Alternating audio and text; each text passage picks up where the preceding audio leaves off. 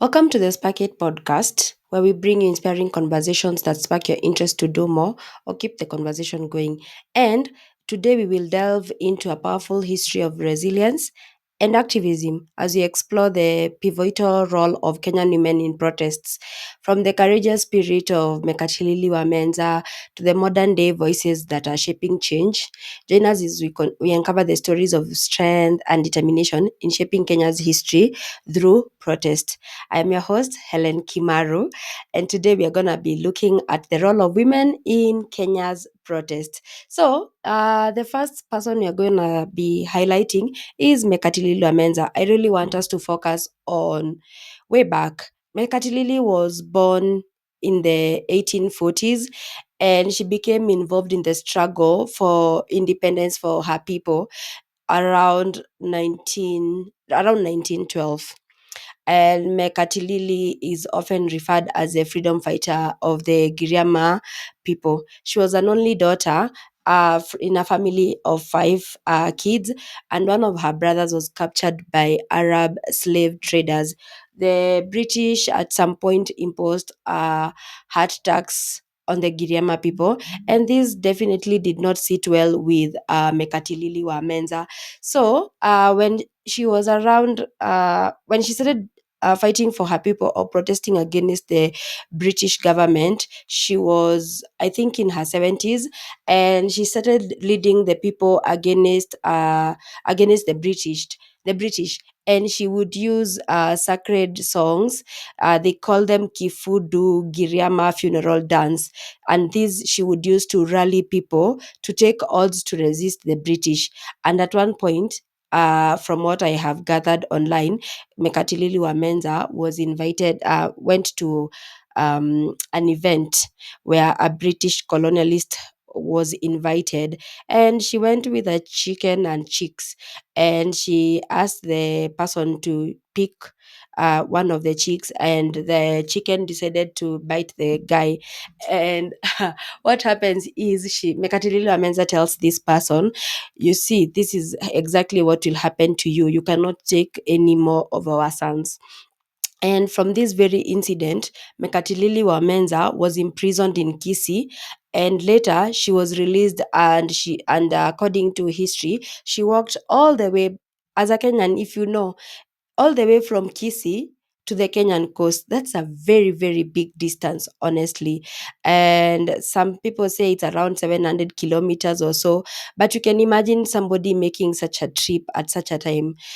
I don't know. Right now, we can't even walk 5 kilometers without feeling like we are exhausted. So I can imagine how far she went for this to happen.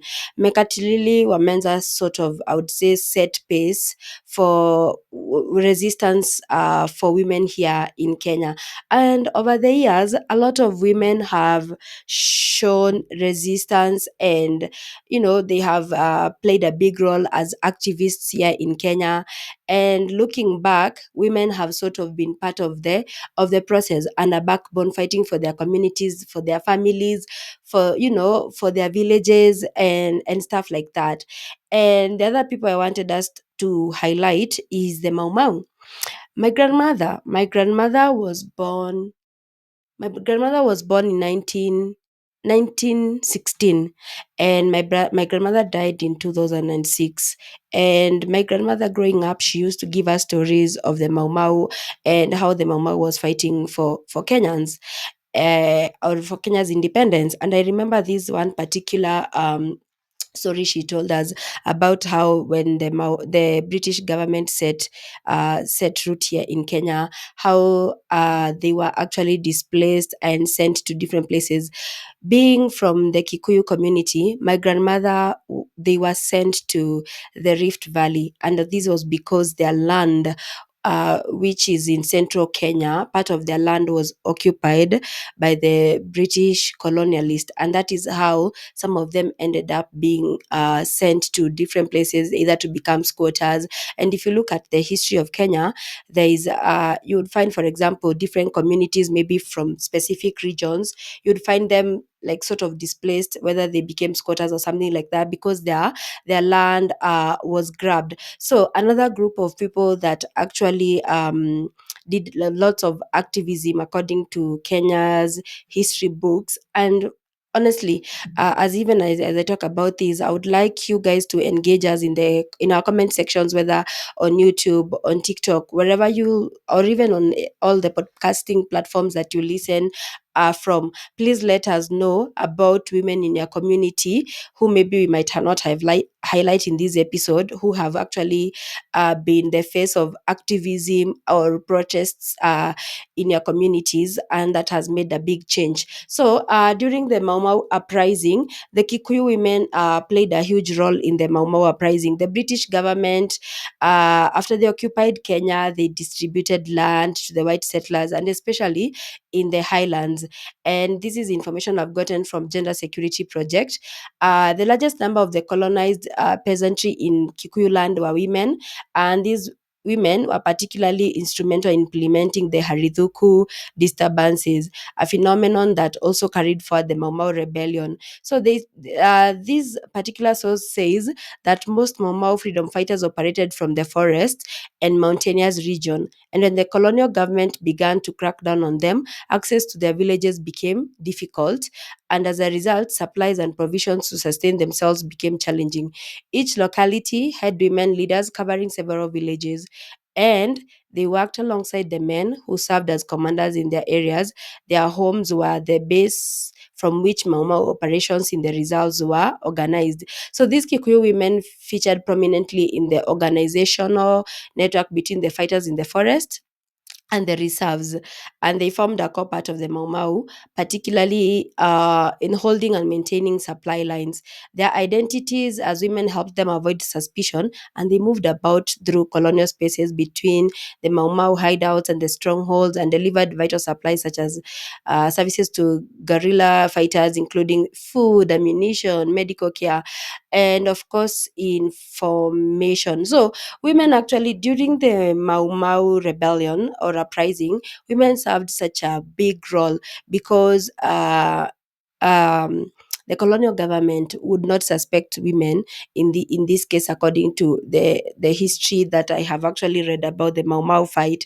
So women became very instrumental in ensuring that these people are fed, these people have ammunition. I don't remember, there was a documentary I was watching, I have forgotten, but there was this particular woman I saw they had highlighted that she would get work in different settlers' homes, and she would steal their guns. She would steal their guns and load them up somewhere, and then supply these guns to the Mau Mau fighters, and that kept the kept them like sort of armed. Yeah, so one of the very prominent women in this particular fight was Field Marshal Mudhoni Kirima, and for her, according to sources, she actually avoided capture for 11 years, and she was hiding in the forest of central Kenya, and was the only woman who was able to reach the status of field marshal in the Mau Mau. This is a quote by Kenya Times. Yes, so Field Marshal Mudhoni, I think a few years ago, I saw her on TV getting her locks. Her locks were being shaved, the locks that she had during the Mau Mau fight. Sorry. Yeah. So, Mau Mau, the women who fought in the Mau Mau fight, like I would say they did an amazing job. And this also goes back to uh when it comes to Kenya's independence, I believe it was not only fought by the Mau Mau. All communities fought for Kenya's independence in their own way. And I believe women played such a big role because the same women were the ones who are being left at home to fend for their children and to do all these things like to take care of a home when their men were at war and stuff like that. So over the years, women have played such a key role in protests, in activism, and sometimes I kind of feel like sometimes maybe their voices might, maybe the books, history books might have overlooked them, or their voices might not have been documented, especially in the past. And right now that might be changing a little bit because we live in an era where people are documenting everything, whether on their smartphones, on camera, and and we have, of course, all these social media. So you can clearly see the digital footprint of any activism that occurs because a woman has participated. Yeah. So and then the other key figure I would want us to focus on, and for this one I was really interested because it's somebody that through my lifetime I got to experience her work and her impact, and this definitely is Wangari Maathai. So I did a little bit more research into Wangari Maathai, and Wangari Maathai was a social, environmental, and political activist, and she started the green belt movement in 1977, which is a non-profit that was focused or has been focused on planting trees, environmental conservation, and women rights. She also won a Nobel Peace Prize and became the first African woman to do so in 2004. So you can imagine, for her to get to be recognized in such a scale means like whatever her work was, or whatever the footprint she left, her legacy, it means she had already done amazing things. And as I was looking at the work of Wangari Maathai, I was really amazed at how far or how much she did in terms of activism for the democracy of Kenya, in terms of activism for the environment, for women rights. I feel like she's an embodiment of what true activism looks like. And even for me, as I talk about this, I'm sort of inspired to do more for my community in that context. So Wangari Maathai, she started her activism, according to Wikipedia, between the years of 1972 and 1976. And at this point, she was working at the University of Nairobi as a senior lecturer. At this point, she was championing for women to get like equal benefits, just like the men in those careers. And another milestone for her was in 1989, there was a plan to construct a story building called Kenya Times Media Trust Complex in Uhuru Park. For those people who don't know about Uhuru Park is a park that is actually located in the central business district here in Nairobi. And this park is a recreational park for Kenyans.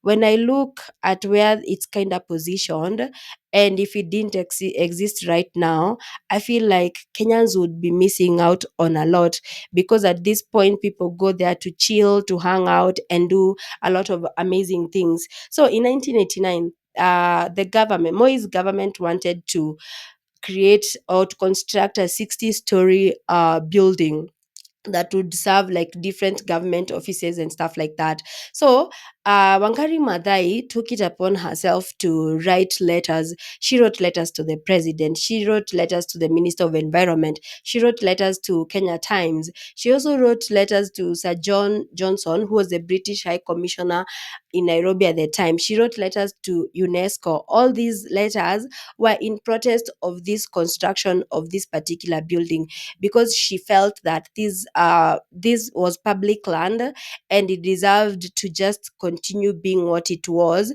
Because the moment you build such a kind of building there, that means, as I said, we would not be having Uhuru Park as it is. So the government at the point termed her as a crazy woman, and Parliament claimed that some of the members, because Wangari Maathai was this woman who would recruit other women to help her in this movement. And at some point, the government and people in government claimed that the Greenbelt movement members were a bunch of divorcees. Do you see how that looks like? You are here, you are trying to fight for the rights of the people, the good of the people, but the government itself is fighting you. And I think in the 90s, to be termed as a divorcee must have felt like a failure. I think like right now, even right now in Kenya, I think divorce is one of those things that is not looked at in good light. So I would say for people to think of you like a bunch of divorcees means it was supposed to be sort of like a derogatory kind of thing. And Moi at the time said that those who are opposed to this construction had insects in their heads. Oh my God. This is, I don't know. Wangari Maathai was tenacious. That's what I would say. She was tenacious. And in 1992, in January, she was arrested. She was arrested on allegation of spreading rumors about a coup.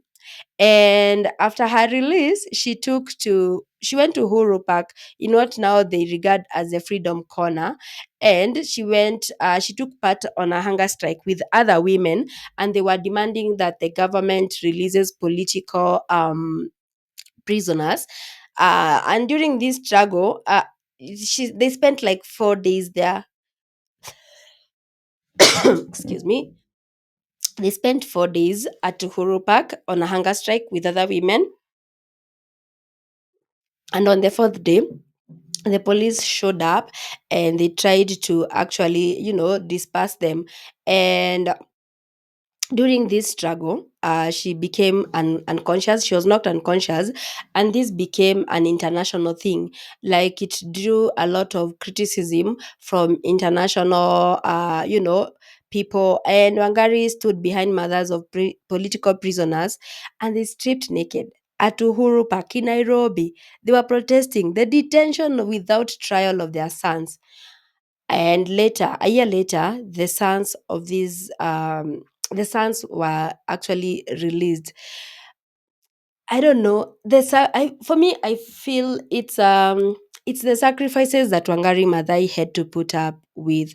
Sometimes when I have been looking at the current protests that we have had in Kenya, and I feel like when you go for a protest, I feel like sometimes you might feel like you would give up, but I have realized when I was reading the story of Wangari Maathai, I realized it was the constant protesting, the constant keeping up with what she believed in that sort of brought the change. If at some point she had given up, we would not have Uhuru Park. If at some point she would have given up, maybe the sons of maybe those people who had, arrested wrongfully would never have been released. But for her, I think she knew just how much power she had, and she used her voice in the right way, which I feel should be an inspiration for us as young women out here to do more in whatever capacity, because change does not take a day. That's what I am learning from this whole process and from Wangari Maathai. So the demonstrations she initiated under her green belt movement marshaled women all over Kenya to plant trees. And and Wangari Maathai and other women, they did pay a very dear price for the fight to conserve the environment. Yes, Wangari Maathai wasn't just fighting for the environment, she was fighting for democracy. She wanted better. She was involved in the fight for multipartyism. And in 1997, she actually ran for presidency and lost. In 1998, again, there was a plan to privatize large parts of Karura. For those who do not know, Karura Forest is a forest that is just right outside the city.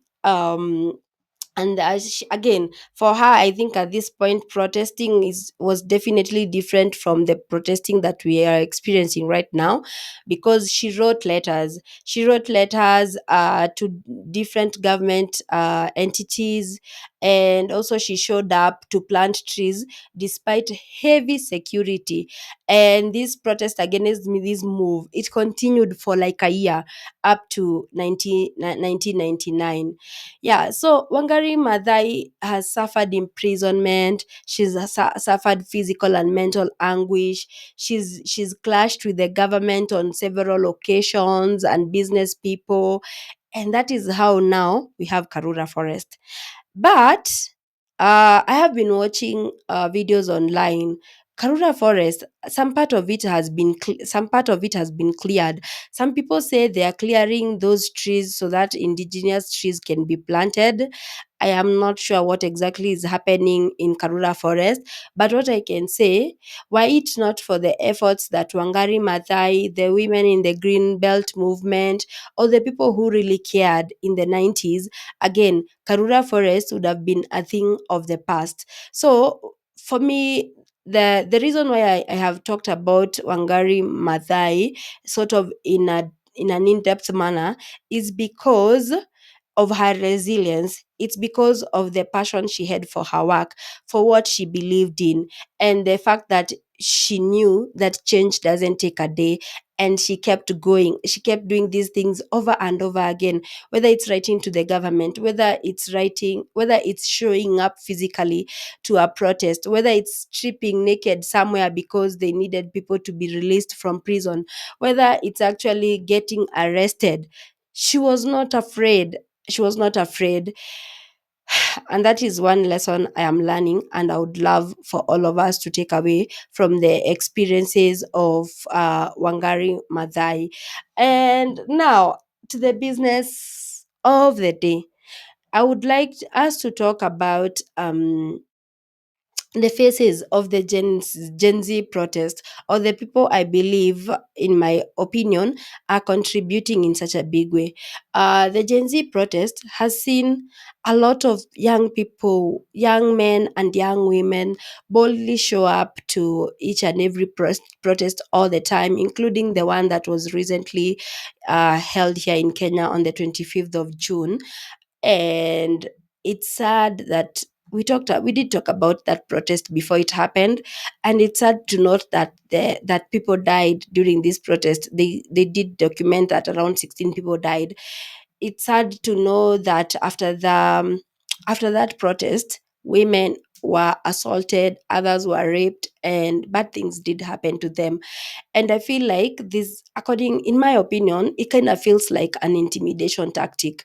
I watched a lot of videos online about that, people sharing their experiences, how they were groped or grabbed, or, and others definitely getting assaulted and raped at the end of the day. And it kind of felt like, are we really making progress? Where are we headed? At such a time in 2025, you would think this is when that things would be better, but it has not gotten better. And for women, it kind of feels like an intimidation tactic, as if people don't want us to show up and speak up for what is right, or demand for our rights, or demand for action against the different vices. And also, this also goes back to, women have been protesting a lot. There have been protests around end femicide in Kenya. Especially in the last 2 years, I feel like women have really showed up because of the femicide crisis in Kenya. And even before we talk about femicide, I would like to just, probably just as I said, to highlight some of the women that have really shown up. And I'm really proud of this generation of women, and the fact that we are also making our voices count the same way Wangari Maathai, Mekatilili, Menza, the women in the Mau Mau movement, our mothers, the way they have fought for everything that we have right now, the way they have showed up in their lives, even from the family unit. It takes a lot from a woman's angle for this to happen, and for change to happen, and for us to keep championing for what is right. So last year, I was invited to this event by Forum Civ, and I met this girl. She's called Zaha Indumuli. In 2024, during the Gen Z protest, she became very, very much involved in these protests. And when Zaha was given the microphone to share her story, and how she has been participating, or being part of the movement, I listened, and for the first time, I realized just how much or how much it takes from somebody to actively participate, whether it's from organizing to actively showing up, and also the aftermath of a protest. She shared all the dark stories about the people who died last year, how she showed up in funerals, her efforts in online activism, and how many calls she was receiving, or even the threats and stuff like that. It wasn't easy, and it was such an emotional story listening to her. Zaha has been doing amazing with online activism also, and educating people, civic education. So I'll give you your flowers, Zaha. The next person I would like to talk about is Shakira Wafula. Shakira, she became also almost the face of the movement last year during the protest, when she came face to face with a police officer, and there was this picture that was going viral. Shakira also has used her social platforms for civic education. She has shown up in physical protests and done all these amazing things to keep the fire burning and to also advocate for change. And then the other person that I find also very intriguing is Lynn Ngugi. Lynn Ngugi has this huge platform on YouTube, and in the last 2 years, I have seen her speak against all these atrocities. She has hosted guests in on her platform. They have talked about the government, the people in government, the people in the protest, the loss of life. She has covered these particular protests in such a big way and made sure that we have stayed informed. And I am proud of the fact that a woman like Lynn Ngugi is not afraid to use her platform to actually advocate for change and to make sure that the voices of people are heard. And the other person that I find extremely intriguing is Njeri Migwi of Usikimwe. Njeri Migwi started Usikimwe, and also this particular organization takes care of gender based violence victims, and she's been doing it for a couple of years now.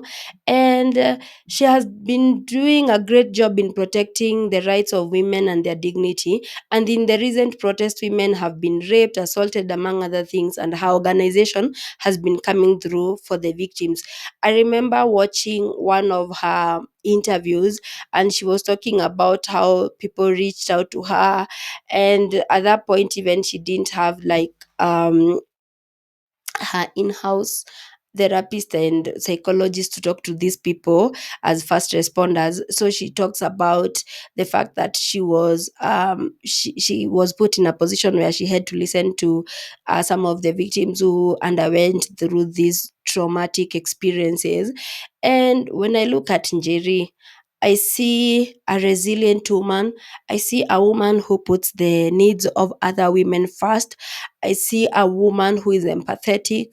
I see a woman who is showing up for women and taking care of women, and giving them a platform and letting them know that the experiences do not define them. She's giving them a voice in such a big way, and I'm really proud of Njeri Migwe.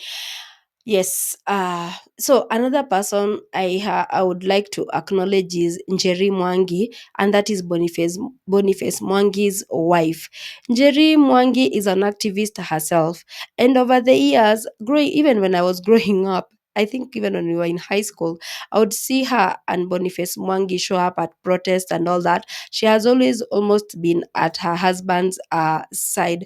I can imagine being a mother and showing up in this particular protest, and also even your husband is an activist, and they're told that this can take on a person.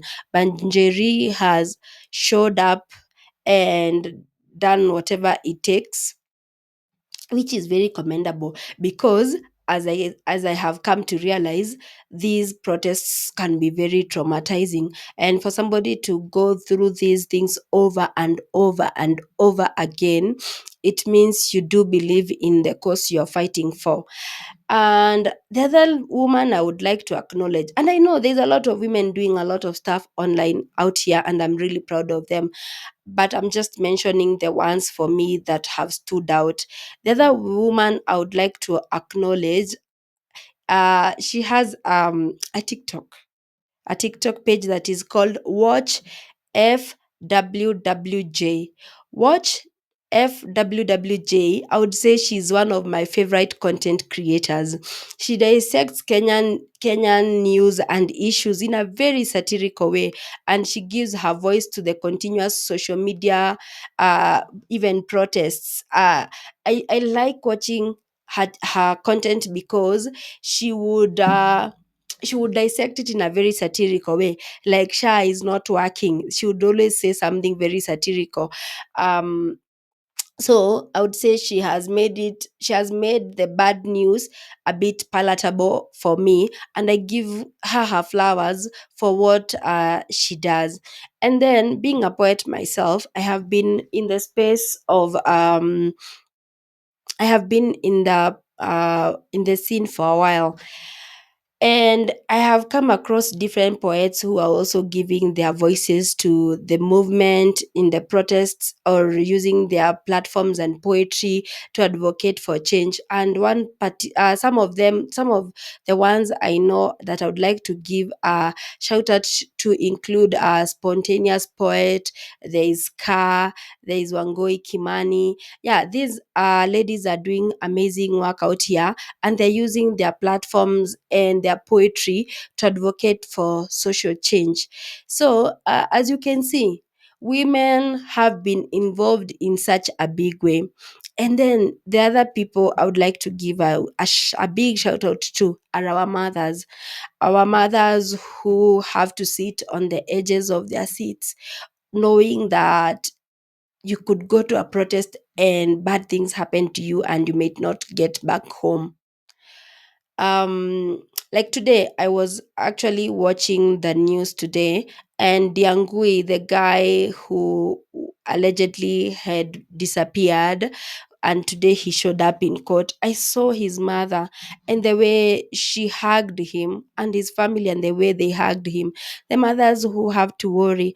I saw Alberto Juang's mother, I think at the funeral, and the speech she gave and how heartbroken she was. All the women I saw Rex's mother, and during the protest, the day they wanted to lay flowers at parliament buildings, I have seen all these women, the way they're advocating for change in their small way wherever they are. And it kind of gives me hope and reminds me that as women, we need to add our voices, um to let we need to add our voices to the movement. We need to be heard, because whatever it is that we are going through, it affects us. If our children die in a protest, it affects us. A mother losing a child, it affects you. So we all have a role to play, you know even as our mothers wait back at home, wondering whether we are going to get back. All the women in Kenya, they play such a big role, and their voices actually matter.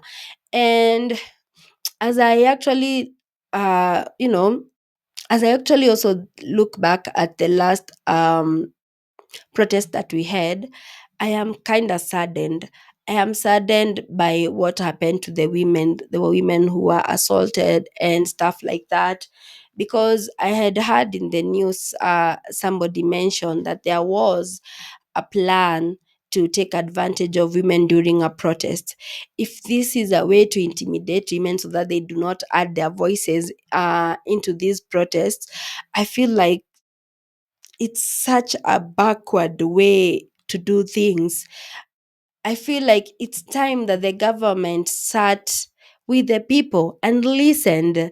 It's time the government thought about the people's needs and also started prioritizing the people. It's time the government sat and thought about the women, because now even when I go back to the particular protest of end femicide in Kenya, femicide cases have been on the rise, especially in the last 2 years. Women die and action is not taken. Women die in their homes. People ask why. Sometimes people ask, where was she? Was she in an Airbnb? What was she wearing? Maybe when she underwent something like rape and stuff like that. And people keep deflecting from the real issues. Women are dying. Women are going through all these things, and that is why women have to show up on the streets to protest the end femicide thing. What is the government really doing to protect its own women?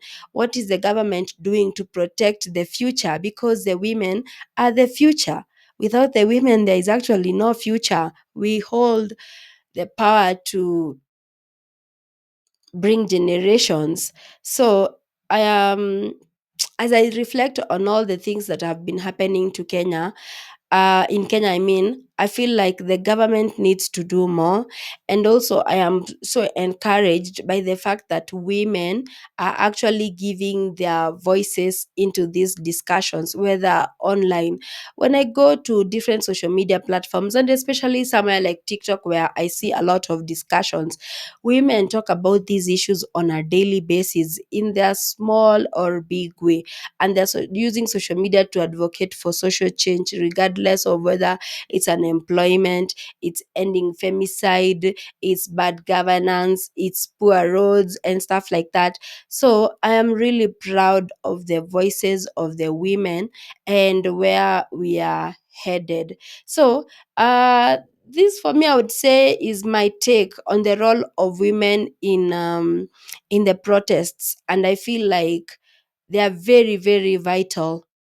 Their voices need to be heard and we need to listen. So if you have someone you think that they have played such a big role, or even a small role in one way or the other, and you want to give them a shout out, just let us know. Maybe you can comment their names, tag them somewhere on our social media platforms. But I'm really proud of the work of the women and everything they are doing to make their voices heard, because their voices matter. Thank you for listening. It's been the Sparkit podcasts. If this episode inspired you in some way or the other, please share it with somebody in your network and let's keep the conversation going. Thank you so much for contributing to all the discussions on our social media platforms and also following us on the different social media platforms. Um, yes, until the next one. Bye.